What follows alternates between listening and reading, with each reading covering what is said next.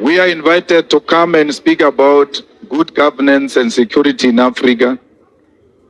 But to be honest, there will never be a discussion about the security and good governance in Africa without acknowledging the damage that has been caused by colonizers and the imperialist forces. Africa's inability to be peace with herself, it is necessitated by the fact that colonialists want to exploit our minerals without being held accountable.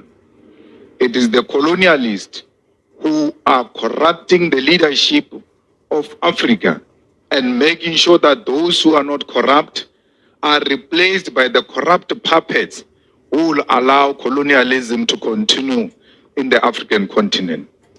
Any battle you can imagine anywhere in the continent, it has got everything else to do with those who colonized us before. Today, they want to choose who are the leaders for African people. As we stand here today, Gaddafi should be an enemy of our people, according to the declaration of the Western imperialism, because Gaddafi stood for our people. Today, Mugabe, who was a darling, if you think Mandela was loved, you must revisit your history and check when Mugabe was becoming the president of Zimbabwe after the defeat of Rhodes. He was the most celebrated man. He was loved by everybody until he started questioning the issue of the land, that the land must be transferred from the colonizer to the people of Zimbabwe.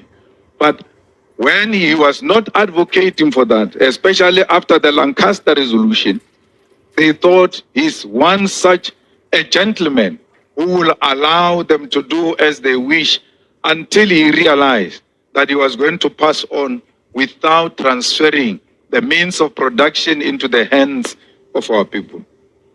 Today, every African leader who served for a very long time in Africa, we are told is a fascist, is undemocratic. This person is a dictator.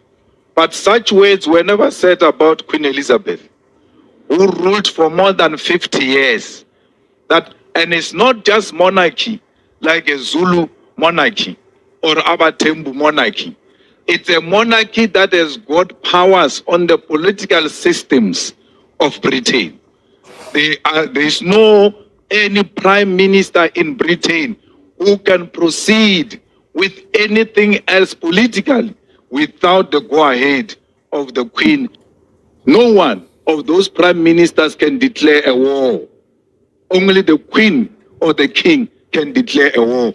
But that person has never been democratically elected. That person has got no term of office. They serve until the grave, and they are not called fascists and dictators. They do so with our leaders because they want to impose on us the imperialist bourgeois democracy. That democracy is when you go for 5 years and you are done. But as young people who are engaged in this space, you have a duty to ask yourself, how did we govern ourselves in the earlier primitive society before the arrival of the colonialists? And we're not asking here of an ancient history. Very recent, you'll realize that we were able to govern ourselves without being dictated to by the white people in terms of how we must govern ourselves.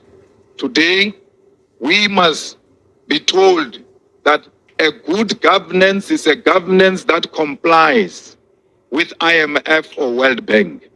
Anything else outside that, even if your people are benefiting, you are not a good leader. Actually, you are a dictator. That's